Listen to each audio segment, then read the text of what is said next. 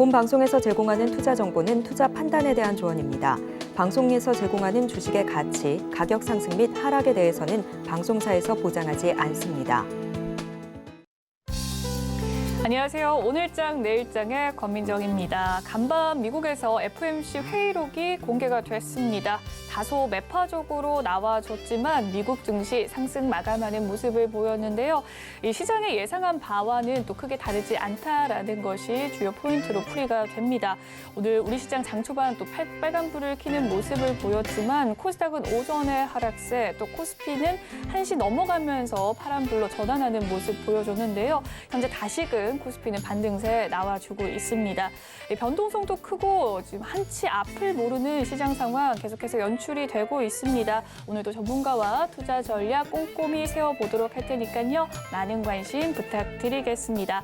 저희 방송 신년을 맞아서 업종별 특집 선보이고 있는데요. 오늘은 특히나 조선업종에 대한 투자 전략 면밀히 세워보는 시간 마련했습니다. 많은 관심 부탁드리겠습니다. 저희 방송 유튜브로도 시청하실 수 있는데요. 유튜브 검색창에 서울경제TV라고 검색해 주시면 실시간 방송 시청 가능하시니까요. 많은 관심 부탁드리겠습니다. 본 방송에서 제공해드리는 정보는 투자 판단을 위한 조언일 뿐 해당 주식의 가치와 수익률을 보장해드리진 않습니다. 그리고 서울경제TV와 서울경제신문은 당사의 브랜드입니다. 최근 당사를 사칭하는 피해가 늘고 있으니 시청자 여러분의 각별한 주의 바라겠습니다. 1월 5일 목요일입니다. 오늘장 내일장 본격적으로 출발합니다.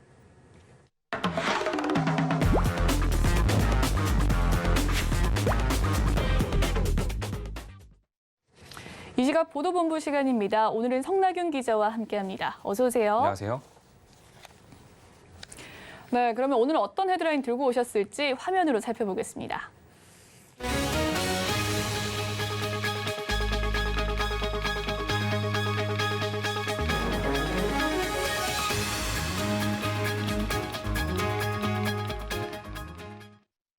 네, 첫 소식은 FOMC 회의록에 대한 이야기인데요. 정례회의 의사록 공개됐죠. 맞습니다. 우리나라 시간으로 오늘 새벽이었죠. 미국 연방준비제도가 연내에는 기준금리를 내릴 가능성이 없다는 것을 다시 한번 시사했습니다. 연준이 4일 공개한 12월 연방공개시장위원회 정례회의 의사록에 따르면 회의 참석자들은 위원회의 대응에 대한 대중의 오해로 금융 여건이 부적절하게 완화되면 물가 안정을 복원하려는 위원회의 노력이 복잡해질 것이라고 지적했습니다. 피벗을 기대하는 시장의 낙관론이 인플레이션을 잡으려는 연준의 노력을 망칠 수 있다는 경계심을 표현한 것으로 풀이됩니다. 실제로 의사록에 따르면 19명의 FOMC 위원 중 올해 금리 인하가 적절할 것으로 예상한 위원은 한 명도 없었습니다. 네, 금리 인하를 예상한 의원이 한 명도 없다라는 이야기가 있었는데 그래도 시장은 올 하반기쯤에 금리가 내려갈 수 있다라는 기대하고 있지 않나요? 네, 맞습니다. 시장에서는 연준이 이르면 올 1분기 안에 금리 인상을 중단하고 하반기 중에는 금리를 인하할 것으로 보고 있지만 이에 대해서 연준은 당분간 금리 인하는 없다는 입장을 못 박은 겁니다. FOMC 위원들이 점도표에서 제시한 올해 말 기준금리 전망치는 5%에서 5.25%로 현재보다 0.75%포인트 높은 수준입니다. 의사록에는 참석자들은 향후 경제 지표들을 보고 물가 상승률이 2%를 향해 지속적으로 내려간다는 확신이 들 때까지는 제약적인 정책 스탠스를 계속 유지할 필요가 있다고 언급돼 있습니다.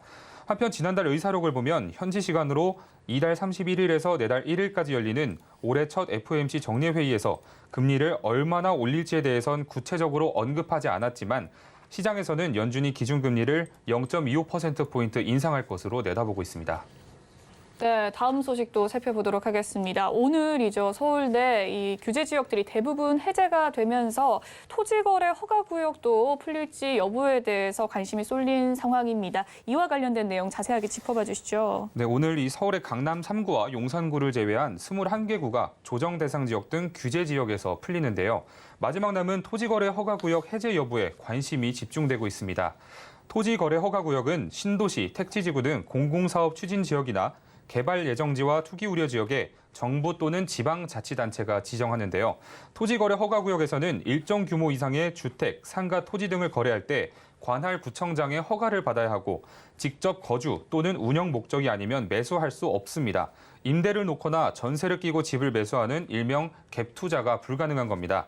토지거래 허가구역이 그간 타 지역보다 집값이 덜 올랐고 거래 부진은 더 심화되고 있다는 평가가 나오는 가운데 부동산 시장에서는 최근 집값 하락세와 정부의 규제 완화 기조로 볼 때 서울시가 토지거래 허가 구역도 함께 해제할 것이라는 관측도 나오고 있습니다. 네, 그렇군요. 그럼 국토교통부와 서울시의 입장은 어떤 상황입니까? 네, 현재 국토부와 서울시 내부에서는 이 규제 완화, 해제가 쉽지 않을 것이라는 전망이 나오고 있습니다. 현재 해제 여부에 대해서 이목이 쏠리는 지역은 서울시가 지정한 강남 일대와 여의도, 목동 등 재건축, 재개발, 정비사업 호재 지역인데요. 서울시는 일단 당장 해제 여부를 검토한 사실이 없고 허가구역 지정 만료 시점에 부동산 시장 상황 등을 종합적으로 판단해서 연장 여부를 신중히 검토하겠다고 밝혔습니다. 강남 3구와 용산을 제외한 모든 지역이 5일부터 규제 지역에서 풀리지만 이와 관계없이 지정 기한까지 허가구역을 유지하되 기한이 임박하면 신중히 해제 여부를 결정하겠다는 겁니다. 국토부도 토지거래 허가구역 해제에 대해서 반대 기류가 뚜렷해 보입니다. 규제 지역 해제로 세제, 대출 청약 등 대부분의 규제가 풀렸지만 토지거래 허가구역이라도 있어야지 최소한의 안전판 구실을 할 수 있기 때문입니다. 금융권 한 관계자는 토지거래 허가구역은 재건축 투자와 갭 투자를 막을 수 있는 가장 강력한 수단이라며 다만 규제 해제 지역도 집값 하락세가 지속될 경우에는 시장 경착륙을 막는 차원에서 허가구역을 축소하는 등 해제 여부를 신중히 논의해 볼 수 있을 것이라고 진단했습니다. 네, 마지막 소식입니다. 영하권의 날씨가 연일 이어지고 있는 상황인데요. 오히려 전력의 사용량은 줄었다고요. 네, 맞습니다. 지난해 계속해서 늘어나던 이 전력 소비량이 4분기 전기요금 인상 이후 다소 감소했습니다. 오늘 한국전력공사 전력 판매량 통계에 따르면 지난해 국내 전기 소비량은 10월까지 계속해서 전년 대비 증가세를 이어가다가 11월에 처음으로 0.8% 감소했습니다. 지난해 가장 큰 폭의 전기요금 인상이 4분기에 이루어지면서 전력 소비에도 영향을 미친 것으로 풀이됩니다. 정부는 국제 에너지 가격 급등세가 지속되는 상황에서 에너지원 수입액과 한전의 적자를 줄이기 위해서는 단계적으로 전기요금을 인상해서 전력 소비 효율을 높여야 한다고 보고 있는데요. 올해 1분기에만 전기요금을 1kW시당 13.1원 올리면서 대폭 인상을 결정한 것도 이러한 이유에서라는 분석이 나오고 있습니다. 네, 오늘 이 시각 보도본부 성나균 기자와 이야기 나눠봤습니다. 오늘 말씀 감사합니다. 감사합니다. 네, 이번 시간은 이 시각 주요 시장 상황 살펴보는 수급포착 시간입니다. 네, 객장 연결해서 시장의 주요 흐름 점검해 보도록 할 텐데요. 다올투자증권 영업부 이성훈 차장 연결되어 있습니다. 차장님 안녕하세요. 네, 안녕하십니까? 네, 오늘 시장의 주요 흐름 살펴보도록 하겠습니다. 특징주와 함께 살펴봐 주시죠. 네, 오늘 시장 같은 경우에는 어떤 지난 긴박 어떤 미국 뉴욕 증시가 상승 마감하면서 투자 심리가 어떤 좀 개선됐던 부분에 영향이 좀 있다라고 좀 생각이 되고 있고요. 중요한 부분 같은 경우는 어제에 이어서 오늘도 반도체 그리고 이 자동차 업종을 중심으로 미국과 마찬가지로 좀 강세를 보인 점은 좀 긍정적이다라고 좀 생각이 되고 있고요. 그렇기 때문에 오전에 상승폭을 좀 많이 장 전에 상승폭을 많이 기대했던 거에 비해서는 좀 약간의 좀 아쉬운 점은 있긴 하지만 그래도 어떤 투자 심리에 대한 개선 부분, 특히 이제 저가 매수에 대한 부분이 계속 이어지고 있다는 점에서는 좀 긍정적이지 않나라고 좀 판단되고 있습니다. 특히 이제 코스피보다는 이 중소형주의 좀 강세가 오늘 좀 개별 종목별로라고 하더라도 좀 긍정적이다라고 좀 생각되고 있고요. 이 첫 번째 이 특징주는 바로 뉴이입니다. 최근 같은 경우에 웹툰이나 만화 관련된 기업들의 좀 상승세가 많이 눈에 띄게 나타나주고 있는 상황인데, 어쨌든 뉴 같은 경우에는 그 전에 나이 30, 40대 분들은 잘 아실 거라 생각이 되고 있는데, 이 슬램덩크의 애니메이션의 국내 배급을 이제 뉴가 좀 담당을 하면서 지금 현재 이 슬램덩크에 대한 관심도 많이 높긴 하지만 지금 추후에 이 뉴의 자회사죠. 스튜디오 NU가 제작한 이 디즈니 플러스를 중심으로 한 작품 같은 경우에도 지금 시장에서 관심이 많이 높습니다. 그러면서 지금 이제 뉴에 대한 어떤 매수세가 오늘 강하게 좀 들어오고 있는 게 특징적이다라고 좀 볼 수 있겠고, 그다음에 두 번째로 봤을 때는 이제 카카오뱅크입니다. 우선 지금 카카오뱅크 같은 경우에도 이 지난 3분기였죠. 이 저원가성 예금 비중이 전분기에 대비해서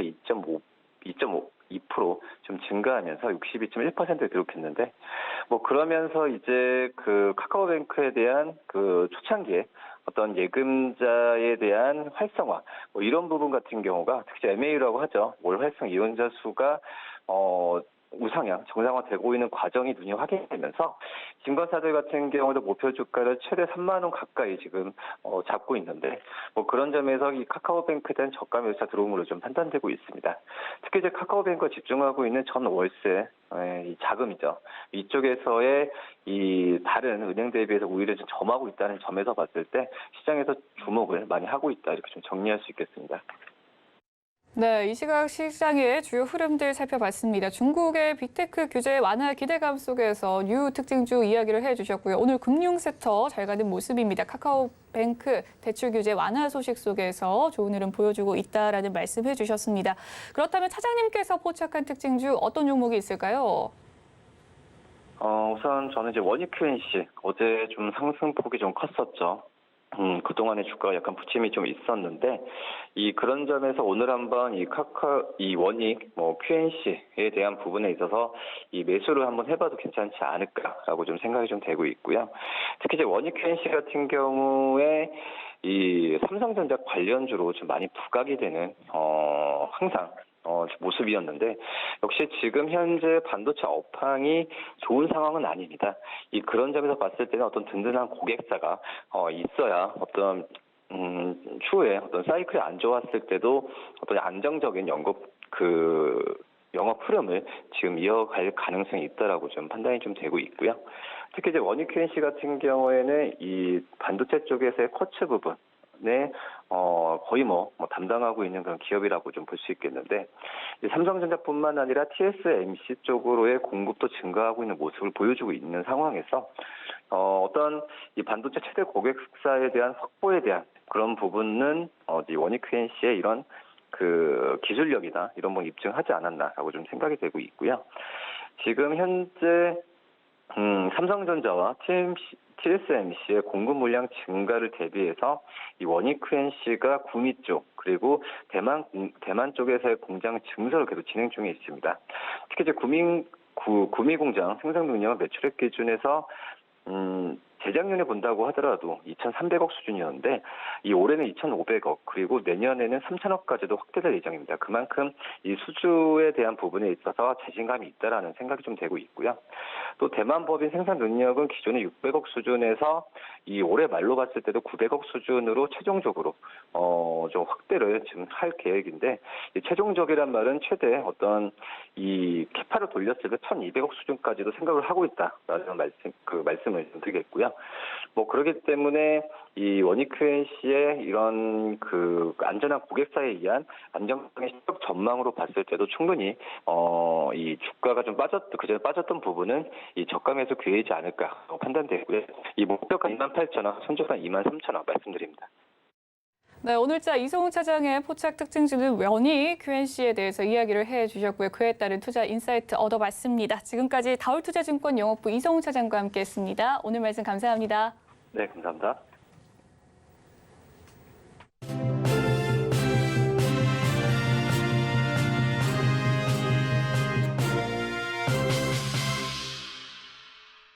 네, 이번 시간은 어제에 이어서 올 한 해 유망 업종에 대한 투자 전략 모색해보는 시간 갖도록 하겠습니다. 그 업종 바로 조선업인데요. 지난해 이 태조 이방원으로 묶이면서 또 조선주 주도주로 꼽혔었습니다. 하지만 주가는 크게 또 상승하지 못하는 상황 나타나고 있는데, 올해는 그 입지 공고히 하게 될지 애널리스트의 시각으로 살펴보도록 하겠습니다. 네, 이런 말 해도 될지 모르겠어요. 조선의 국모 또 신영증권 엄경화 연구위원님 나와 계십니다. 어서 오세요. 안녕하세요. 네, 많은 분들이 국모라고 불러주셔서 저도 불러봤습니다. 투자자분들에게 굉장히 이 조선주에 대한 지표와 또 등대가 되어주시는 분이라고 이야기를 해주셨는데, 오늘 저와 같이 또 블랙의 컬러 포인트가 있어서 제가 좀 기쁘게 해보도록 하겠습니다. 작년에 또 태조 이방원이 굉장히 이 랠리를 이어갔는데, 그중에서도 조선주가 들어가 있었습니다. 저는 조선주를 잘 몰랐는데 이렇게까지 오기까지가 한 10년 정도 조정이 있었다라고 하는데, 그 조정은 좀 어땠나요? 주가가 더 이상 내려가지 않는 시점이 될 때까지는 한 2014년 정도 수준이었었고요. 그 이전에 고점을 형성했던 시기는 2007년이었었습니다. 그래서 그 뒤로 이제 더 이상 빠지지 않고 네. 점진적으로 오르는 과정, 그러니까 아니면 밑에서 그냥 계속 기어다니는 과정을 거의 한 8년에서 10년 정도 겪은 상황이고요. 저희가 수주 산업이라는 성격이었었기 때문에 그렇게 장기간 동안 주가가 기었다는 건 장기간 동안 수주가 상당히 좋지 않았구나라고 생각을 하시면 될 것 같고, 코로나 이후에 네. 21년에 이제 조선소의 고객사에 해당하는 해운사들이 너무나 많은 돈을 벌면서 21년부터 22년 상반기 정도까지 수주가 좀 눈에 띄게 많이 늘어나게 됐고, 이제 그 부분이 주가에 좀 반영이 되었었던 시기가 작년 상반기 정도까지의 시기였던 것 같습니다. 그렇군요. 한 21년부터 또 다시금 랠리가 올라왔다라는 이야기신데, 그렇다면 또 작년 22년의 조선업의 평가는 어떻게 보십니까? 상반기랑 하반기를 조금 나눠서 보면 작년 상반기까지는 사실 시장 대비 상당히 아웃퍼폼을 했었고요. 네. 실제로 주가도 뭐 그렇게 이제 약세장이었기 때문에 전체 장이 20% 이상 빠진 상황이었었는데, 그 기간 동안 계속 버티다가 3분기 말 정도까지는 그냥 상대적인 아웃퍼폼을 상당히 세게 했고, 4분기에는 이제 막판 장이 안 좋아지는 거랑 같이 움직이게 되면서 주가가 좀 더 조정을 받으면서 끝냈던 걸로 기억하고 있습니다. 네, 3분기까지 아웃퍼폼이 굉장히 좋았던 흐름이었는데, 그도 그럴 것이 특히나 또 조선주가 지난해 2분기 실적 발표 후에 또 시장의 반응이 좀 좋은 흐름이었습니다. 주요 기업들에 대한 실적 평가는 어떻게 보십니까? 사실 2분기까지 조선업체들이 잘한 건 그렇게 많지는 않았었고요. 조선업체들한테 물건을 납품해주는 조선 기자재 업체들이 작년 2분기에 상당히 튀는 실적을 보였습니다. 그랬군요. 과거에 가장 가동률이 좋았던 시기보다 매출이 좋지 않음에도 불구하고 일부 업체들 같은 경우는 막 영업이익률이 20% 가까이 나온다거나 이런 모습을 보여서 결국에는 조선업체들한테 납품하는 부품업체들이 돌아서게 되면 조선업체도 돌아서게 되는 게 이제 시간의 차이일 뿐 분명히 그 흐름으로 가게 될 텐데, 네. 이제 그거에 대한 기대감이 이제 조선 기자재에서 조선업체로 약간 옮겨가려고 했었는데요.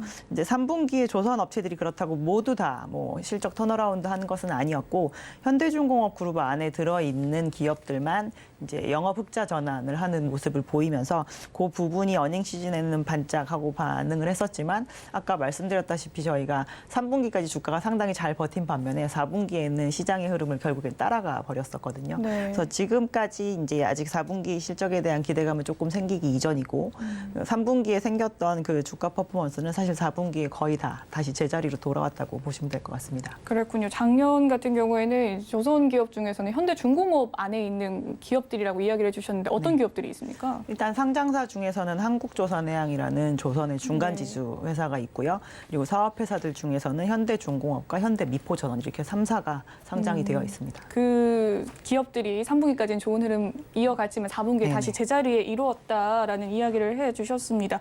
조선주 또 작년에 주도주라고 불리면서 수주 조시 굉장히 좋은 흐름으로 보여줬거든요. 근데 그에 비해서 주가는 생각보다 미치지 못한다라는 이야기 있습니다. 뭐 2년 뒤에 그 실적이 나온다라는 이야기가 있지만, 그래도 주가가 너무 지지부진해서 많은 분들 걱정을 하시는데, 이 원인은 어디에서 찾을 수 있을까요? 저희가 조선을 장기 수주 산업이라고 이제 지칭을 하거든요. 네. 그래서 이 산업에게 있어서 가장 코어가 되는 지표는 수주입니다. 어찌 되었건. 근데 수주량을 그냥 글로벌리 보면 우리나라 업체들은 결국엔 다 잘하고 끝났지만, 전 세계 수주량을 보면 작년 상반기부터 작년 하반기까지 갔을 때 월별로 조금씩 줄어드는 흐름이었었거든요. 그리고 조선업체들한테 저희가 물건을 만들어주세요라고 이렇게 발주를 하는 고객사들이 대부분 해운업체들인데, 저희 요즘 뭐 매주 매일 많이 들으시겠지만 해운 운임이 많이 빠진다 이런 네. 얘기도 상당히 많이 들으셨잖아요. 그래서 실제로 해상 운임에 의해서 후행적으로 결정되는 것 중에 신조성과보다 좀 더 빨리 결정되는 중고성과 이런 것들이 많이 내려오고 있는 상황입니다. 그래서 지금 현재 수주를 잘 받아서 분명히 22년보다 23년에 조선업체들 실적이 좋아질 거에 대한 거는 딱 결정이 되어 있는 상황이지만, 만약에 여기서 수주가 잘 안 돼서 네. 그리고 이전보다 더 싼 배를 수주를 해야 되는 상황이 되었을 때 지금 수주하는 게 또 2년 뒤, 3년 뒤에 실적을 결정하게 될 텐데, 그때가 지금보다 다운턴으로 들어가는 추이라면 저희가 지금 현재 이 23년, 24년 정도만 반영해서 주가가 오르는 게 이제 무슨 의미가 있겠냐라고 생각을 좀 하시는 것 같아요. 그래서 지금 현재는 실적에 대한 의심을 별로 안 할 수 있는 상황인데 저희가 경기 침체 얘기가 워낙 많이 나오고 있다라고 네. 생각을 하니까 수주가 과연 괜찮을까라는 우려가 좀 깔려 있는 상황인 것 같습니다. 네, 수주에 대한 또 우려가 있다라고 이야기를 해주셨는데 올 한 해 또 수주 목표치가 조금 감소됐다라는 이야기가 있어요. 목표치가 좀 낮아진 것 같아요. 네네. 또 HD 현대 대표, 이 정기선 대표가 올해는 또 수주 목표치가 낮춰진 이유에 대해서 이야기를 해주셨을 때 이 선별 수주에 좀 집중을 하겠다. 뭐 수익을 극대화하겠다라는 이야기가 있었어요. 이런 이야기는 무슨 뜻일까요? 저희가 조선업체들은 건설처럼 수주를 해서 하는 산업이지만 도크라고 되어 있는 한정된 공간에서 만들기 때문에 1년에 만들 수 있는 양이 제한이 되어 있습니다. 네. 사실 건설사들은 건설 현장에 대한 수주를 한 다음에 거기에서 고용을 일으켜서 지으면 되기 때문에 어떻게 보면 캐파에 대한 한정이 조금 제한적인 편이면서 네. 그러니까 더 열려 있는 편인데 조선업체들은 만들 수 있는 게 100이면 딱 100이라고 결정이 되어 있는 상황이거든요. 근데 2021년과 2022년에 우리나라에 있는 주요 조선 업체들이 만약에 만들 수 있는 능력치가 100이면 네. 계속 한 130, 150 이 정도로 수주를 2년 연속 해버린 겁니다. 잘했군요. 그래서 이제 잘 한 거죠. 네. 그러면 잔고가 계속 쌓이잖아요. 제가 지금 수주를 하면 이 해운 업체들이 배를 언제 받아볼 수 있냐면 25년 말, 26년이나 돼야 받아볼 수가 있습니다. 그래서 그때까지 이제 기다릴 정도인데 저희가 미리미리 땡겨서 많이 받아놓는다고 해도 그건 결국 그냥 길게 받아버리는 거기 때문에 나중에 4년, 3년 이렇게 시간이 지나고 난 다음에도 그 고객이 계속 이 계약 관계를 유지할 수 있을 정도로 건전할지는 또 알 수 없는 거거든요. 그렇네요. 그래서 이제 리스크 테이킹을 하겠다라고 하는 것이라서 저희가 계속 초과 달성하겠습니다라고 발표하는 건 어떻게 보면 조선업체들 입장에서는 조금 자신감이 없는 표현일 수 있는 거거든요. 그래서 작년에 연말에 이제 현대그룹뿐만 아니라 다른 조선업체들도 연초에 저희가 항상 연간에 대한 전망 공시를 하는 게 일반적인데 분명히 1년 매출 정도의 대단히 기계적인 전망치가 나올 거다라고 이제 저희들은 다 상상을 네. 했었는데요. 실제로 그게 숫자상으로 딱 나오니까 이제 요즘에 이제 제일 민감한 그 경기 침체라는 그 단어와 이제 결부되면서 좀 주가는 안 좋은 반응을 보이고 있는 것 같습니다. 오히려 이 수주 목표치를 좀 높이게 되면 거품이 낄 수도 있는 출혈 부분이겠군요. 경쟁하겠죠. 오히려, 업체들끼리. 네. 그러면 저희가 제품에 대해서 경쟁을 하려면 가격을 낮춰야 되지 않습니까? 네. 근데 그런 상황이 벌어질 수도 있는 거죠. 모두 다 목표치를 만약에 높게 잡는다라고 한다면. 네, 치킨 게임이 이뤄질 수 있다라는 이야기를 해주셨습니다. 네, 또 이 증권가와 한국산업연구원 등에서 또 조사한 이야기를 따르면 올해 또 유망업종 조선을 꼽는 이야기들이 많습니다. 지난해만 해도 국내 대형 조선사들 일감은 뭐 한 3년 정도 확보를 했다라는 이야기가 나오고 있는데 연구원님께서는 올해 주가적인 측면에서는 어떻게 전망을 하시는지요? 저희가 지난 사이클이었었던 2007년에서 2010년 정도 사이클을 보면 주가가 단순히 수주 하나로 움직였을 때가 2007년이고 수주와 실적이 모두 다 합쳐지면서 다시 예전의 고점을 회복할 정도로 올라갔던 시기가 2010년입니다. 네.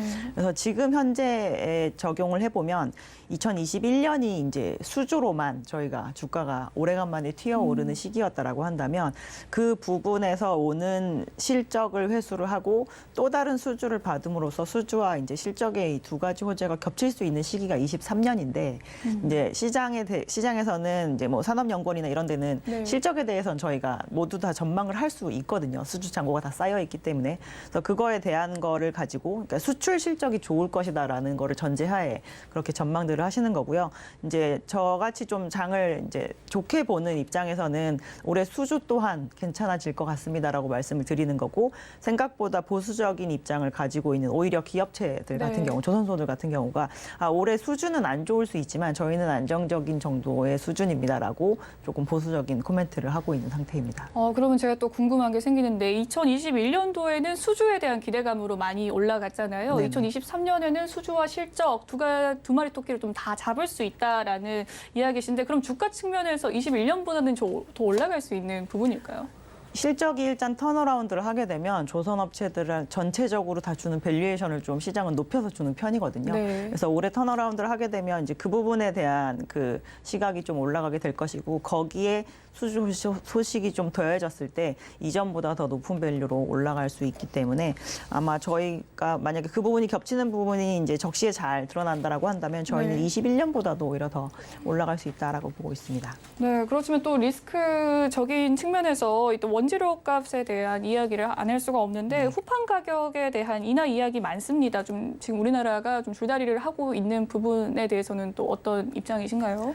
근데 우리나라가 지금 줄다리기를 제일 세게 하는 이유 중에 하나가 네. 철판을 가장 많이 만들어내는 기업이 지금 공장이 정상 가동이 안 되고 있지 않습니까? 포스코가. 네. 그래서 지금 국제 가격을 저희가 고시가 되고 있는 걸 보면 중국이나 일본 같은 경우는 이미 고점 대비해서 이제 몇 퍼센트 또는 몇십 퍼센트 정도 하락한 상황이고요. 이제 우리는 생산량이 옛날에 못 미치기 때문에 네. 여기에서 지금 인하할 수는 없다라는 입장이지만 궁극적으로 포스코가 생산이 정상화됐을 때도 이 원재료 가격이 이렇게 내려가는 거를 반영을 전혀 안 하고 계속 고가를 유지를 할 수는 저희는 없을 거라고 생각하거든요. 그래서 시간 차이일 뿐 재료 가격은 일단 내려가는 게 트렌드다라고 보고 있습니다. 이제 타 나라 대비 우리나라가 그렇게 싼 가격은 아니지만 어쨌든 지금 현재 가격은요. 네, 내려갈 것이다라는 이야기를 해주셨습니다. 현재 우리나라 조선 3사라고 불리는 이 조선 3사의 주력 선종이 무엇입니까?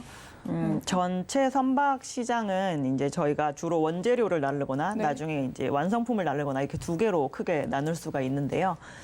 실질적으로 시장의 파이는 원재료를 나르는 쪽이 훨씬 더 큽니다. 대단히 화물을 벌키하게 한 덩어리로 이렇게 큰 나르는 것들을 그런 말하는 거군요. 쪽인데 우리나라는 완성품을 나르거나 아니면은 기존의 뭐 가스 형태인 것을 객화시켜서 나르는 에너지 수송을 하거나 이런 조금 작은 포션에 많이 집중이 되어 있는 편에 해당이 돼서 컨테이너나 LNG선 그리고 다른 여타의 뭐 선종들 중에서도 조금 대형 선종들이 네. 보통 고부가 가치 선종이거든요. 그래서 그런 데 많이 집중이 되어 있는 편이다라고 보시면 될 것 같아요.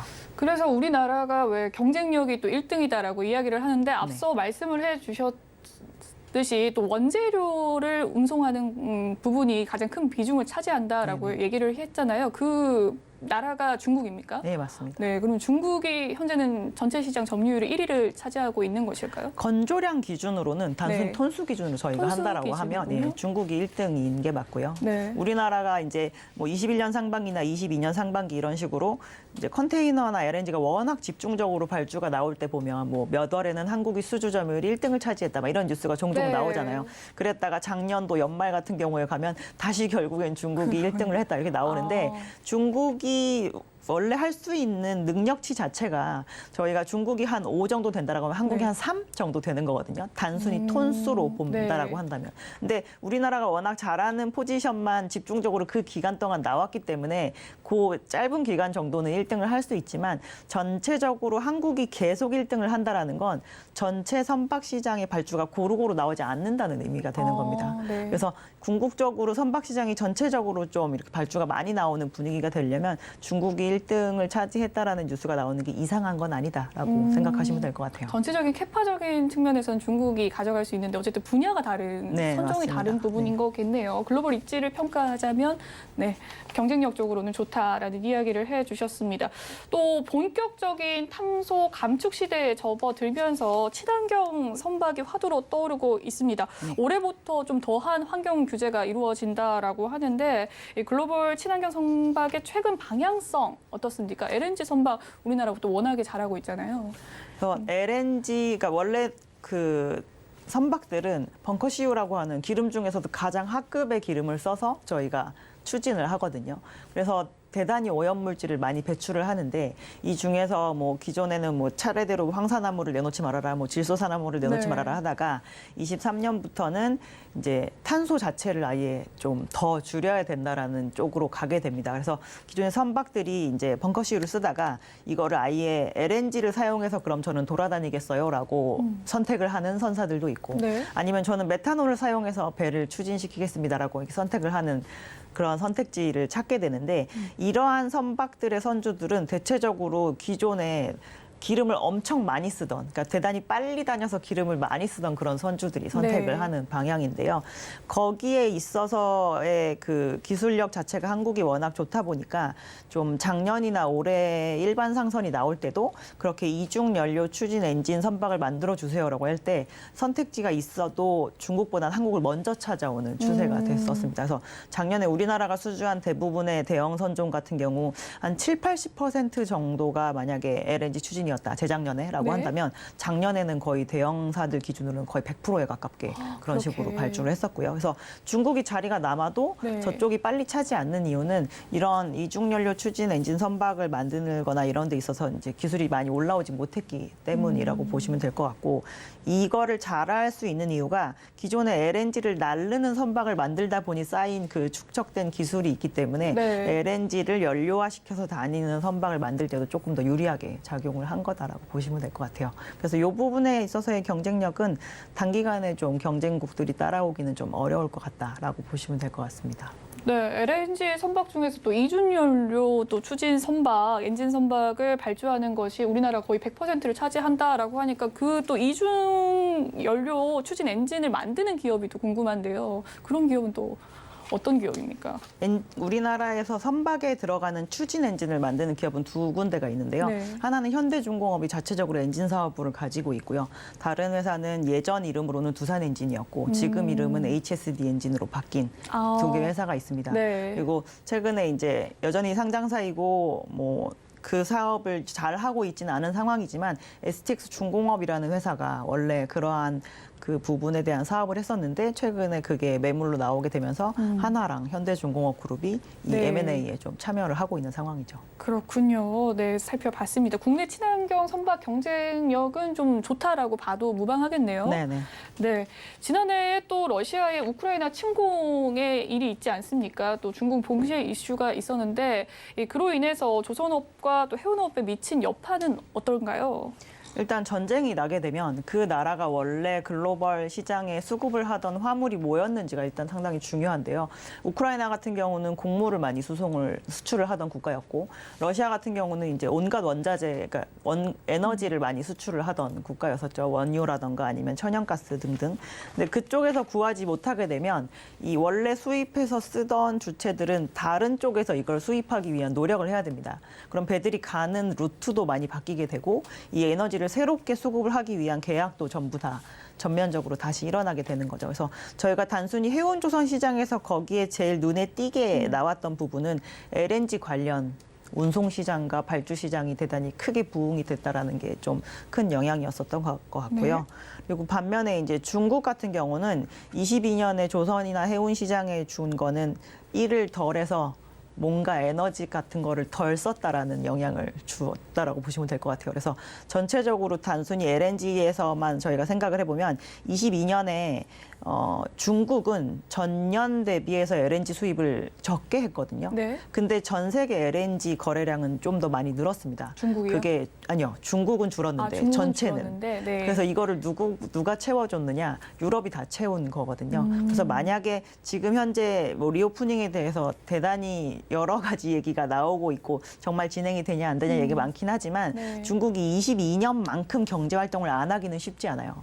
그렇겠네요. 일단 설사 저희가 풀었으니까. 네. 내수만 활성화시킨다라고 하더라도 뭔가 원자재를 수입해 쓰고 에너지를 수입해서 쓰는 그 양 자체가 줄기는 쉽지 않습니다. 그래서 23년에 오히려 중국 쪽에서 생기는 그런 양적인 기저효과는 크게 나오지 않을까라고 보기 때문에 전반적으로 원자재나 에너지 쪽의 수송량은 전년 대비 늘어날 것으로 보고 있고요. 그렇게 되면 지금까지 가장 이 발주 시장에서 좀 조용히 가만히 있었던 탱커나 벌커 이런 것들이 발주가 좀 나오면서 조선 시장 전체적으로도 좀 이전보다 뭔가 계약이 좀 활성화되고 있다라는 느낌을 받으실 수 있지 않을까 싶습니다.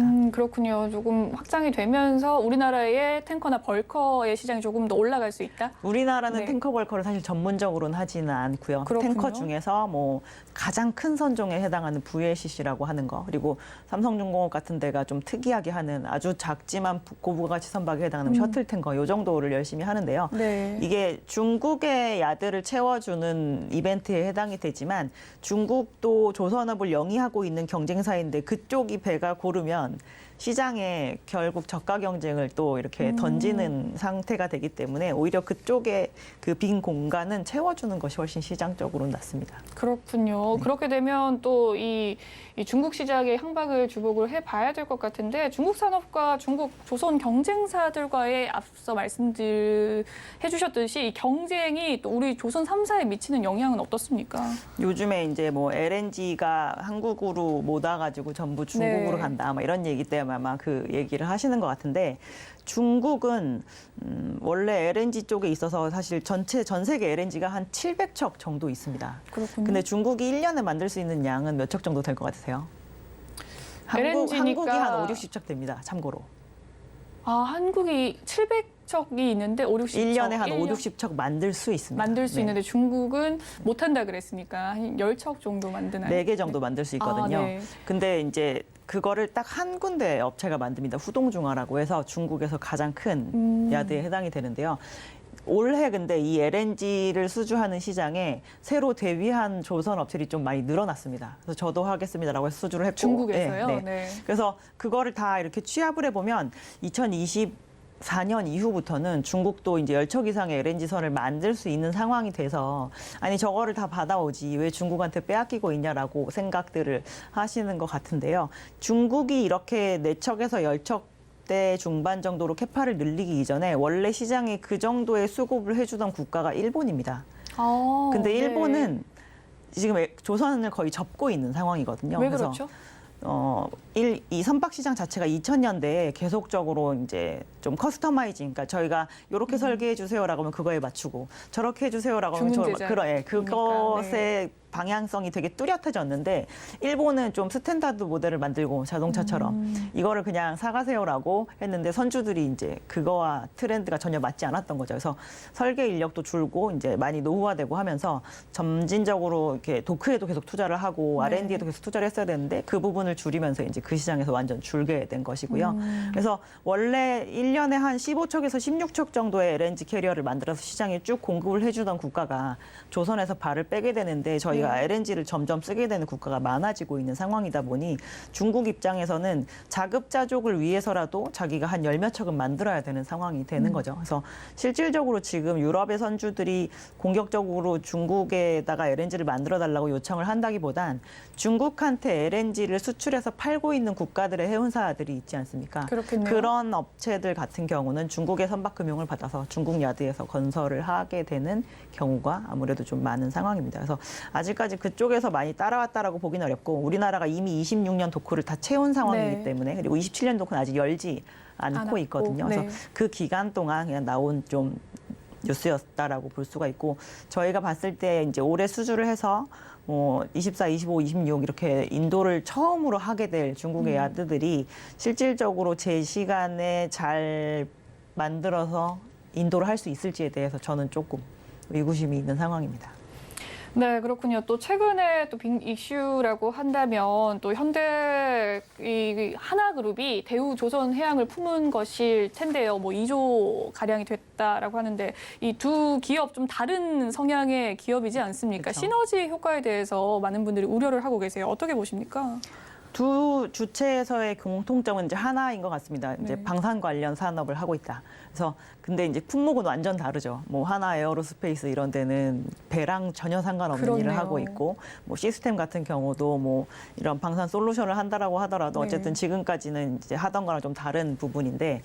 그거에 있어서의 그래도 시너지가 저희가 있을 거라고 보는 게 방산 쪽 영업은 그냥 일반적인 상품을 파는 거와는 좀 완전히 차원이 다른 부분이 있기 때문에 저희가 지금까지 이제 뭐 비행기와 관련된 거를 주로 팔았었다라고 한다면 네. 저희가 이제 메뉴판에 하나를 더 껴넣게 되는 거죠. 저희는 잠수함도 잘 만들 수 있습니다라고 네. 해서 그래서 그런 쪽으로 영업 시너지는 저희는 생길 수 있을 거라고 보고 있고 방산의 품목을 민간 차원에서 이렇게 크게 열심히 팔아보지 않은 상황이거든요. 대우는 네. 그러니까 원래 일반 상선의 사업을 하는데 방산도 일부 하고 있는 네, 정도라서 있더라고요. 방산 저희가 부분이. 여기에서 나오는 이익을 사실 알 수는 없지만 그렇게 수익성이 좋지는 않을 것으로 보고 있습니다. 아주 뚜렷하게 뭐 기존의 상선보다 훨씬 좋아요라고 이렇게 보기는 좀 어려울 것 경쟁력은 같아서 없으니까. 네. 네, 그 부분에 대한 효율화도 좀 일어나지 않을까라고 보고 있는 상황이고요. 한화그룹 자체가 이제 뭐 자기네들의 이제 두 가지 큰 틀은 에너지 안보와 국가 안보 이 두 개를 가지고 가겠다라고 할 때 지금 대우조선해양이 하고 있는 이 주력 품목 중에 이제 LNG 캐리어라고 하는 그 품목과 그리고 네. 이제 이 방산 쪽에 해당하는 잠수함 같은 것들이 두 개와 되게 코어가 잘 맞는 그런 품목에 해당이 되거든요. 네. 그리고 전 세계에서 대우조선해양이 지금까지 가장 많은 LNG 선박을 만들어 본 회사입니다. 그래서 아. 경쟁력이 상당히 많이 있기 네. 때문에 저희는 인수 이후에 충분히 시너지가 있을 것이라고 보고 있고요. 지금까지 저희가 이제 조선이 턴어라운드 합니다라고 하면서 다른 민간 조선 업체들 같은 경우는 이제 운전자분이 어쨌든 한 번은 들어가야 이렇게 턴어라운드를 하기 편한데 네. 그 과정을 유일하게 안 겪고 있는 데가 지금 대우조선해양이잖아요. 그 국책은행 산하에 있으면서 네. 뭔가 이렇게 시원하게 자금 지원이 되는 것도 아니고 그런 상황이니까 이번에 하나그룹이 이제 2조 원으로 유상증자 형태로 들어와서 이제 인수를 하게 되면 그렇게 좀 턴어라운드 하는 데 있어서 필요한 자금력도 확보를 할 수 있는 부분이라 적시에 좀 가져가는 게 아닌가라는 생각이 되고 있습니다. 그렇군요. 대우조선해양은 일단 자금을 갖게 되고 또 하나그룹 같은 경우에는 LNG에 대한 또 경쟁력을 가지게 될 것 같네요. 그렇다면 또 이 조선주의 시대 속에서 작년에 기자재 업황 굉장히 좋았다라고 네. 이야기를 해주셨거든요. 이 성장세 앞으로 기자재 어떻게 보시는지요? 기자재 업체들은 조선 업체들이 10년 조정받는 기간 동안 더 많이 구조조정됐습니다. 뭐 아, 업체가 네. 뭐 한 10개 있었다 그러면 4군데밖에 남지 않는다거나 뭐 이런 식으로 됐기 때문에 전체적으로 옛날보다 더 적은 선박을 만든다고 하더라도 그 개별 기자재 업체들의 아마 시장 점유율은 더 커지겠네요. 높아질 수 있을 네. 거라고 볼 수 있을 것 같고요. 그리고 이제 한마디로 얘기해서 살아남은 자들의 파티를 약간 할 수 있는 상황이 되었다라고 볼 수 있고 기자재 업체들이 그래서 꼭 이 회사가 이걸 만들어서 납품을 해서 배를 만들어야 되는 그런 상황이면 가격 정가도 좀 잘 이루어지고 있는 상황입니다. 그래서 그동안 10년 동안 가동률을 낮추면서 쭉 준비를 해왔던 업체들이 내년에는 이제 가동률이 많이 올라와서 그리고 원재료 가격도 좀 안정화되면서 제품 가격은 오히려 올라가는 국면에 처해 있는 상황이라 내년에도 안정적으로 성장하는 모습을 저희는 보여줄 수 있을 거라고 보고 있고요. 전체적으로 조선 업체들이 23년보다 24년에 더 많은 배를 만들거든요. 그럼 24년에 많이 만든 배한테다가 이렇게 부품을 수급하려면 23년에 아마 기자재 업체들이 좀 바쁘지 않을까라고 생각이 됩니다. 그래서 대체적으로 지금 조선 업체들도 22년 대비 23년 매출 성장률을 20% 이상 정도 보고 있는데 기자재 업체들은 조금 더 기대해 볼 수 있지 않을까라고 생각해 보고 있습니다. 네, 조선 기자재 업체에 대해서 이야기를 해주셨는데 이 리포트의 기자재 최선호주를 HSD 엔진으로 꼽아주셨습니다. 네네. 이 엔진 앞서 또 이중연료 엔진이 또 기억이 나는데 그러한 의미일까요?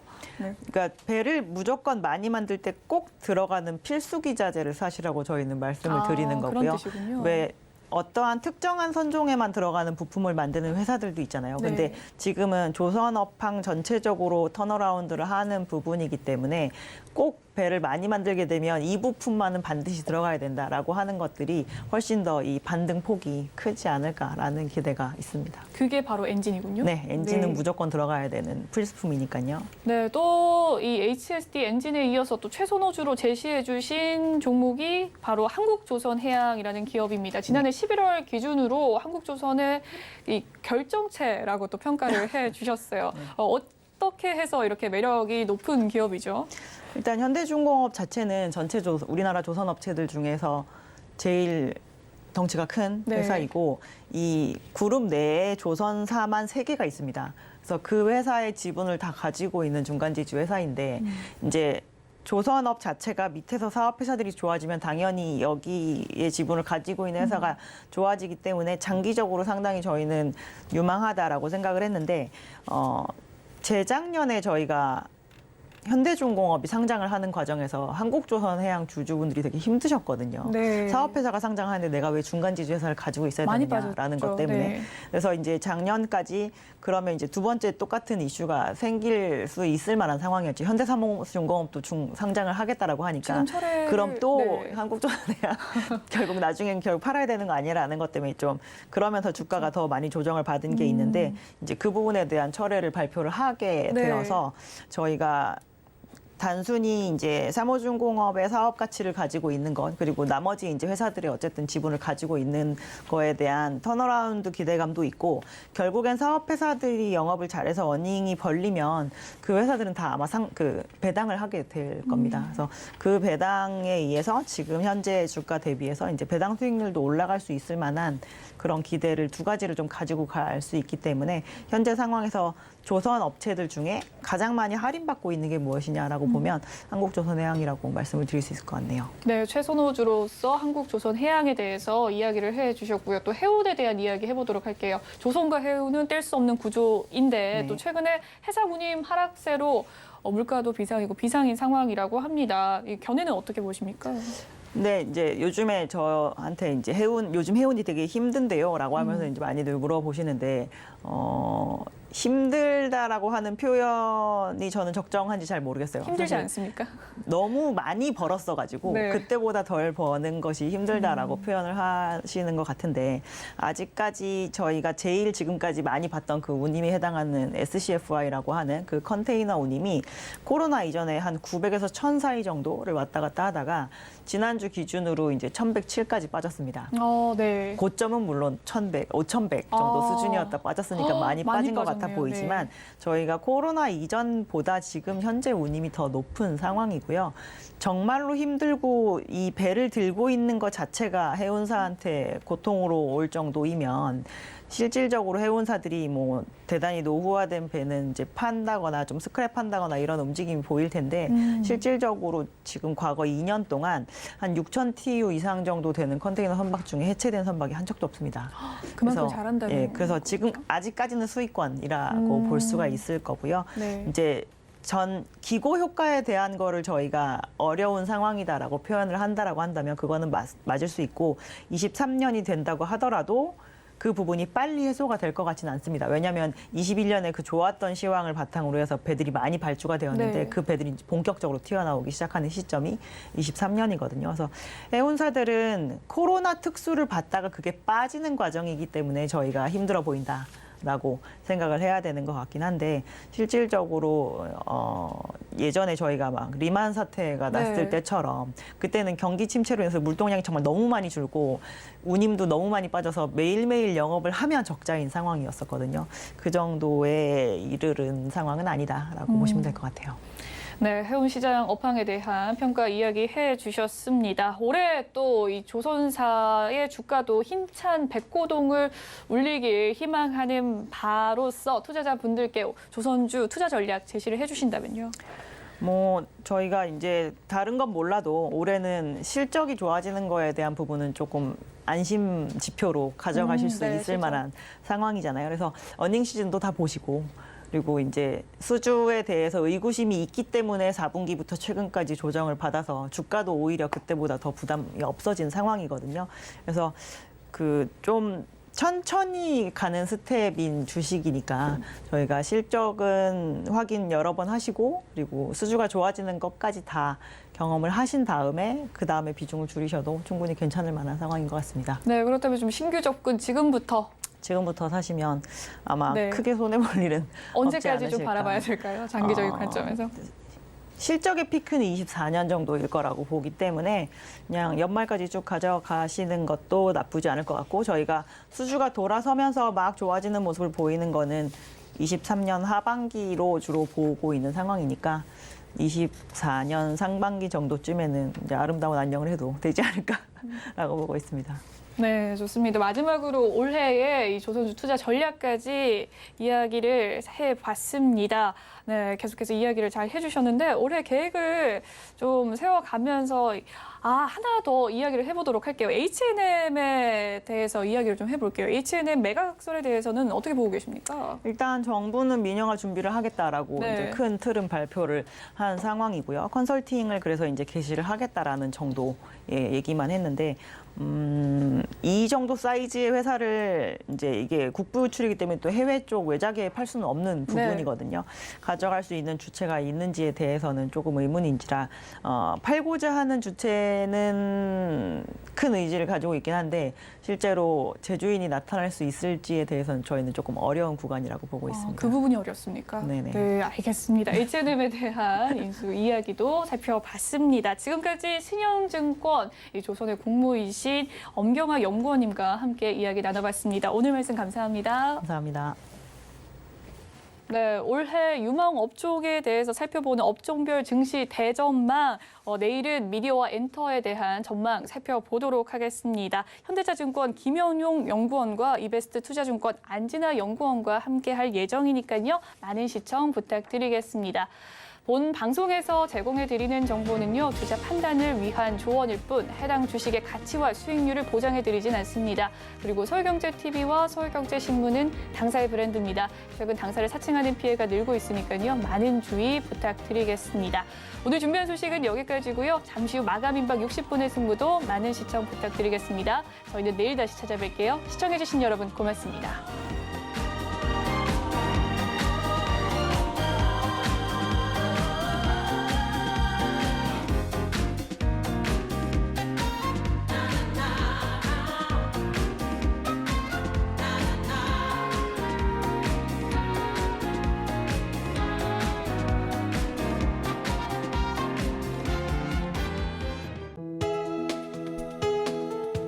본 방송에서 제공하는 투자 정보는 투자 판단에 대한 조언입니다. 방송에서 제공하는 주식의 가치, 가격 상승 및 하락에 대해서는 방송사에서 보장하지 않습니다.